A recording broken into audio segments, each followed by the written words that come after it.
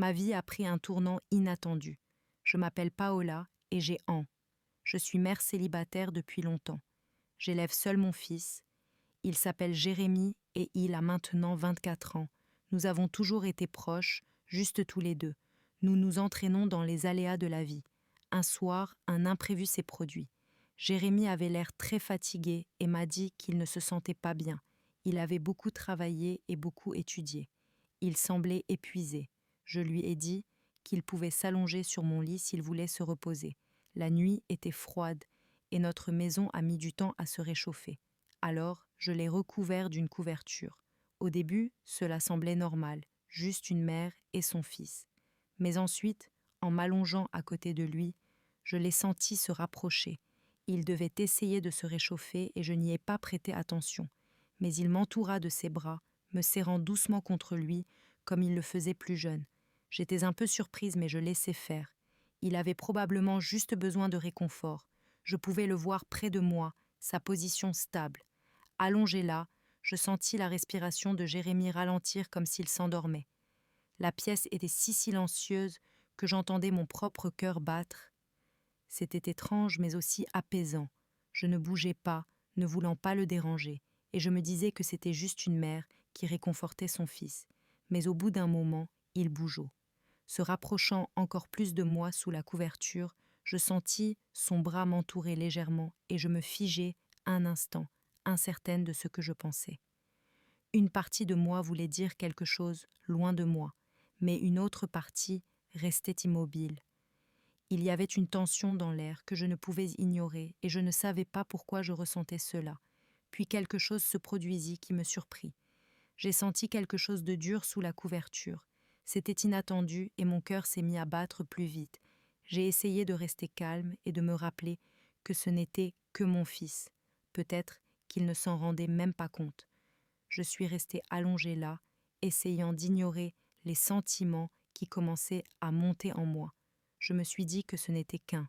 C'était juste un moment étrange et gênant qui finirait par passer. Mais au fil des minutes, j'ai réalisé que les choses avaient changé et que je ne savais pas comment gérer la situation. Jérémy était resté près de moi. Sa respiration était régulière, mais je sentais la chaleur monter entre nous. J'aurais voulu bouger, dire quelque chose de léger pour briser la tension, mais les mots ne venaient non pas. J'étais prisonnière de cet instant, incertaine de ce que je ressentais vraiment. Puis Jérémy a légèrement levé la tête pour me regarder.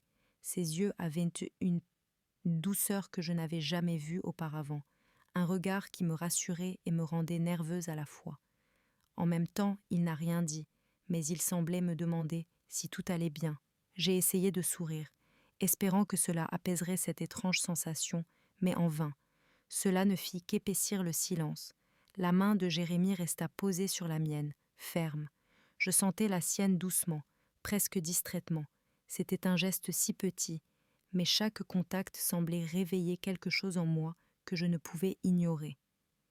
Je gardais une respiration régulière, essayant de ne pas lui montrer que mon cœur battait fort. Je ne savais ni quoi faire, ni quoi dire. Alors, je restais plantée là, complètement enveloppée par cette étrange connexion. Entre nous, je me disais que c'était juste une mère réconfortant son fils, rien de plus. Mais dans ce silence, juste nous deux, sous les couvertures, mon esprit continuait à tourbillonner de pensées qui semblaient inappropriées, mais que je ne pouvais chasser. C'était mon fils, mais allongé si près de lui, je ressentais quelque chose de plus profond, une proximité que je ne comprenais pas. J'éprouvais un mélange de confusion et de chaleur, une sensation inattendue qui me laissait immobilisée. Jérémy ne semblait pas remarquer ma confusion. Il resta simplement à côté de moi, sa main se déplaçant doucement, réconfortante, comme si c'était la chose la plus naturelle au monde. Sa respiration était calme, ses yeux se refermèrent et je me demandais s'il s'endormait, mais sa main remonta sur mon bras. Je frissonnais, je me ruais sur moi, et il ouvrit les yeux, me regardant droit dans les yeux. Il y avait une question dans son regard, comme s'il me demandait si c'était bien, si je ressentais la même attirance angélique que lui. Je sursautai, son nom, à peine capable de prononcer le mot. Je voulais qu'il s'arrête, qu'il s'éloigne, et crée une distance, mais je ne pouvais pas bouger. La tension entre nous était trop forte, comme une tempête silencieuse qui se préparait. Aucun de nous ne parla, mais l'air était chargé de mots non prononcés, de choses que nous ne pouvions pas exprimer. Presque comme si c'était le plus naturel, il s'est rapproché. Mon cœur s'est mis à battre, mon esprit s'emballait, mais je ne pouvais pas me résoudre à reculer. J'étais déchirée entre mon rôle de mère et l'étrangeté qui surgissait à mesure qu'il se rapprochait. Je capturais et toutes mes pensées s'évanouissaient, ne laissant que cet instant entre nous. La main de Jérémie se posait doucement sur mon épaule, comme s'il de plus le monde qui nous entourait semblait lointain, et je ne pouvais me concentrer que sur sa présence, sur le battement régulier de son cœur que je pouvais presque entendre. Un instant, j'ai fermé les yeux. Essayant de me calmer, je me suis dit de reculer, de briser ce qui était si lourd. Mais puis j'ai repoussé sa main, repoussant doucement une mèche de cheveux de mon visage. C'était un geste simple, et pourtant il me faisait mal au cœur d'une manière que je ne comprenais pas. J'ai ouvert les yeux et il était là, me regardant avec tant de douceur, tant de confiance. Son visage était si proche que je pouvais voir chaque petit détail. La minuscule, la douce courbe du sien, la façon dont son regard scrutait le mien.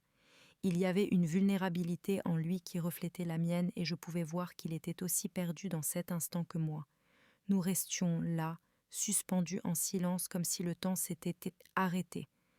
Mon esprit était un tourbillon de questions, de doutes, de choses que je ne comprenais pas, mais je n'étais pas attirée par lui, cette personne que j'avais élevée, et pourtant il semblait être quelqu'un de totalement nouveau à cet instant. Juste au moment où je pensais que nous resterions figés dans ce silence, Jérémie est légèrement distant. Rompant la transe, il détourna le regard et laissa échapper un rire nerveux en se frottant la nuque. Cela me ramena à la réalité pendant une seconde, me faisant réaliser à quel point nous étions proches. J'essayais de calmer le flot d'émotions qui m'envahissait, espérant qu'il ne l'avait pas remarqué. « Désolé, maman, dit-il d'une voix pleine d'incertitude. Je ne voulais pas lui donner. » Il évita mon regard, et je vis une légère rougeur sur ses joues, comme s'il était aux prises avec la même confusion que moi. Je voulais le réconforter, lui dire que tout allait bien, mais les mots me restèrent coincés. Je ne savais pas quoi dire, et pour la première fois depuis longtemps, je me sentis mal à l'aise.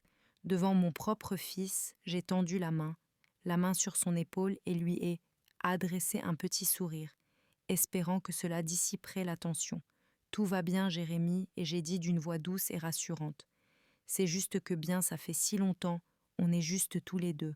On se sent peut-être un peu perdu. » Il a hoché la tête, et j'ai vu une lueur de soulagement dans ses yeux. Puis, juste au moment où la tension commençait, alors que la sonnette s'éteignait, le bruit nous a soudainement fait sursauter, nous ramenant à la réalité, brisant le lien qui s'était formé entre nous. Je me suis levée rapidement, le cœur immobile.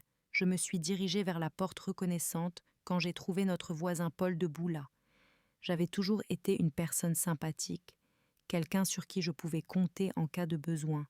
Il souriait, mais son regard est resté fixé sur moi un peu plus longtemps et j'ai réalisé que je portais encore en moi cette étrange énergie du temps passé avec Jérémie. J'ai essayé de me calmer, espérant qu'il ne remarquerait rien. « Salut Paola !» a-t-il dit d'une voix chaleureuse. « Je me suis demandé si tu avais besoin de quelque chose. Je sais, il a fait un peu plus froid ces derniers temps et je peux t'aider si tu as des problèmes de chauffage. » Une vague de soulagement m'a envahie et pendant un instant, je me suis laissée aller à la détente. « Merci », ai-je répondu en souriant. « En fait, la maison est un peu froide. J'apprécierais vraiment votre aide. » Paul entra et Jérémie nous observait depuis le couloir. Son visage était impassible. Je jetais un coup d'œil vers lui et l'espace d'un instant, je vis quelque chose dans ses yeux. Une lueur de jalousie peut-être, bien qu'il dissimulât rapidement cette expression. J'en fus surprise, me demandant s'il était plus qu'il ne le laissait paraître.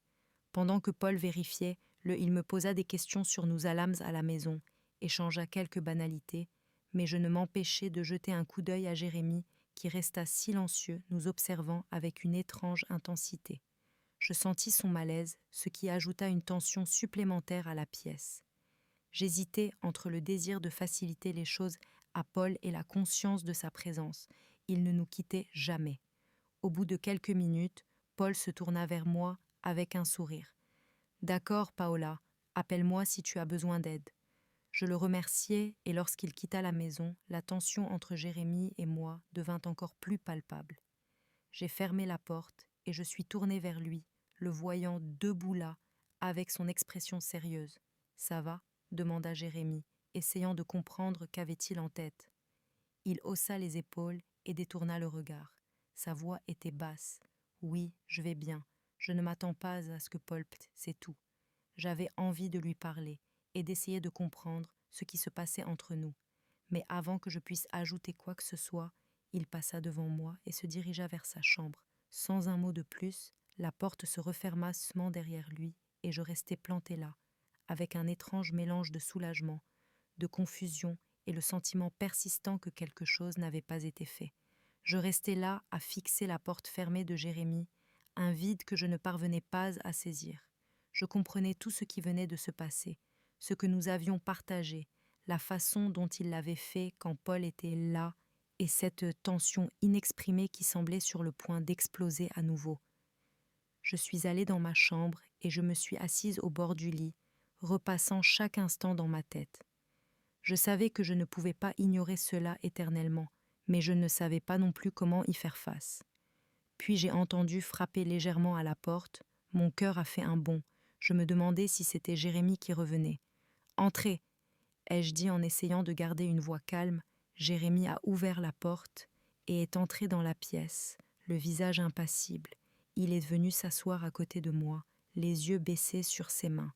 Nous sommes restés un moment en silence, l'air lourd de tout ce qui n'avait pas été dit. « Mais maman, a-t-il finalement commencé ?» Sa voix à peine murmurée. « Je ne sais pas ce qui se passe. Je suis désolée si j'ai rendu les choses étranges tout à l'heure. » Il a eu du mal à trouver ses mots. J'ai posé ma main sur la sienne, la rassurant un peu. Ça va, on est peut-être juste. Peut-être qu'on est tous les deux un peu perdus en ce moment. Ça fait si longtemps qu'on haine plus tous les deux, et parfois les choses peuvent devenir confuses. Il a hoché la tête, les mains toujours fixées, puis il a levé les yeux vers moi, les yeux remplis d'émotions que je n'arrivais pas à déchiffrer complètement. « Mais c'est différent », a-t-il dit doucement, presque comme s'il avait peur de l'admettre. Je ne savais pas comment réagir. Mon cœur se serra de la même confusion, et pendant un instant, je songeais à le prendre dans mes bras et à lui dire que tout irait bien, mais je ne savais pas si c'était ce dont il avait besoin ou si cela compliquerait encore les choses. Alors, je restai là, laissant le silence parler.